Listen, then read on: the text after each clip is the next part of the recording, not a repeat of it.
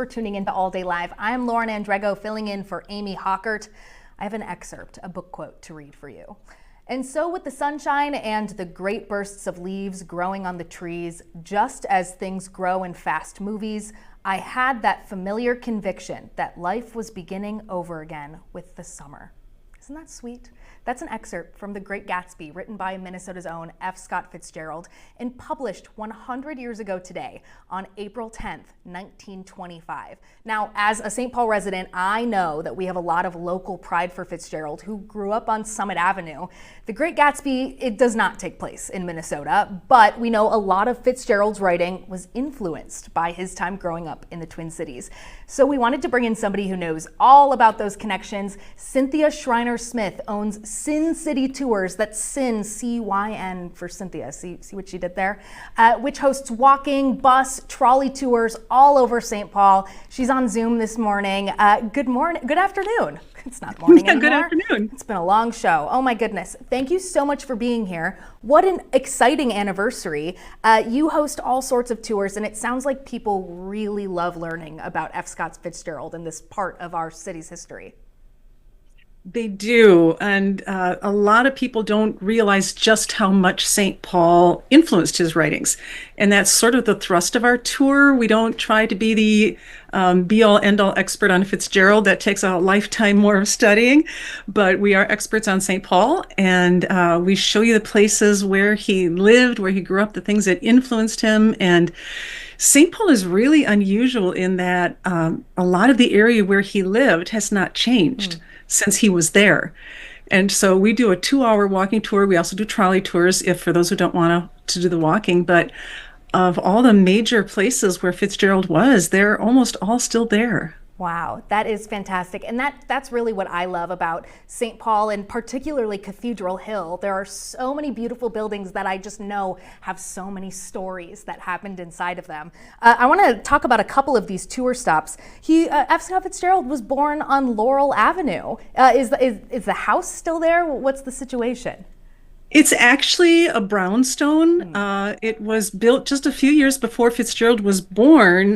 He was born in 1896, and the San Mateo Flats, as they're known, were built in 1893. And his parents moved there actually just a couple of weeks before he was born. And he was born at home on Laurel Avenue, a healthy 10-pound, 6-ounce boy.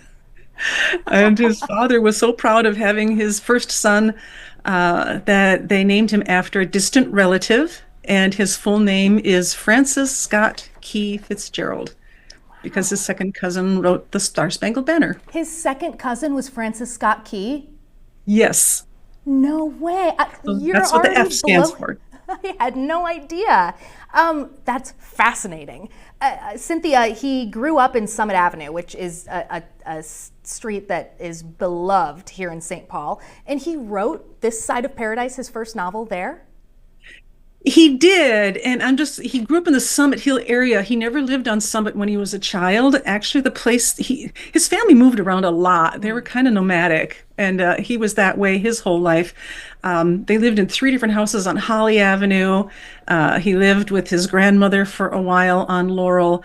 But yes, he had gone off to the Army, dropped out of Princeton, fell in love with the beautiful Zelda Sayer, and left the Army and went to New York to be a copywriter, and got engaged to Zelda. And then she broke it off, saying that you have no money and will make no money, which is a line that he later used in The Great Gatsby. There's a lot of stuff from his life in it. There's a lot of little tiny autobiographical things from Fitzgerald in The Great Gatsby and many of his books.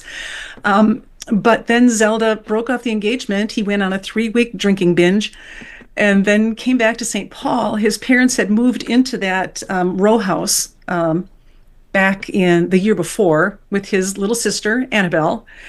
And so he came home and went to the upstairs room of his parents' brownstone there on Summit Avenue. And he just wrote like a maniac. He had written several different versions of this book, submitted them to Scribner's and Son. They always said, yeah, close, but not great. And so he changed the title and rewrite it. And this time he was just determined. He was going to become a successful, wildly rich author, and then Zelda could not turn him down. So he pretty much stayed awake around the clock, writing writing up on that top floor, his mother bringing him sandwiches and Coca-Cola, which he said kept him awake. He laughed and said, "You'll think it's funny, but it fizzles up and bubbles into the brain and keeps me going." And his friend Tubby Washington, who lived just a few doors down, would come down and throw rocks at the window and say, "Come on, let's go out. Let's have a drink or something." And he'd be like, "No, no, I have to write this book." And he sent it off, this final version, to Scribner's and Son, from while living in that brownstone. And there he sat going, "I'm broke." He didn't know what to do. He got a job pounding nails for a railroad. He lasted 3 days because he said physical labor is not for me. And then to make it worse, somebody stole his brand new overalls he bought for the job. He spent his last $4 on it. And he was pretty down in the dumps, and he just thought this is never going to happen. Wow. And then 8 days before his 23rd birthday, the postman comes to the door with a telegram from Scribner's and Sons, and they have accepted his book. Oh, Cynthia, and wow. He's so excited. He ran out that door onto Summit Avenue, and he apparently was running up and down the street, pounding on car hoods, screaming at people that Cynthia, I could listen Zelda to was you going to come talk marry him. for hours. I'm so sorry. We have to let you go. CynCity Tours. You guys are going to have to go book a tour with her to learn the full story. Oh, I'm sorry. No, don't be sorry. We should have booked you for 2 hours. Cynthia Shreiner, CynCity Tours. Thank you so much for your time this afternoon. We will be right back. Thank you.